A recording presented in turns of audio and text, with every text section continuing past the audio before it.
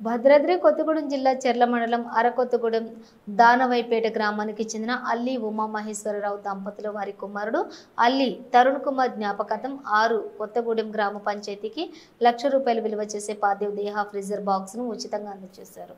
ఈ అవకాశాన్ని చెర్ల మండలంలోని ప్రతి ఒక్కరూ వినియోగించుకోగలరని ఉమామహేశ్వర దంపతులు తెలిపారు. ఈ కార్యక్రమంలో ఎంపీఓ వల్లి జహరద్, కార్యదర్శి శోభారాణి, పిఎస్సిఎస్ చైర్మన్ మందపాటి వాసుబాబు, అల్లి సాగర్ రాజుబాబు, మాజీ సర్పంచ్ తుర్రం రవి, గ్రామస్తులు తదితరులు పాల్గొన్నారు.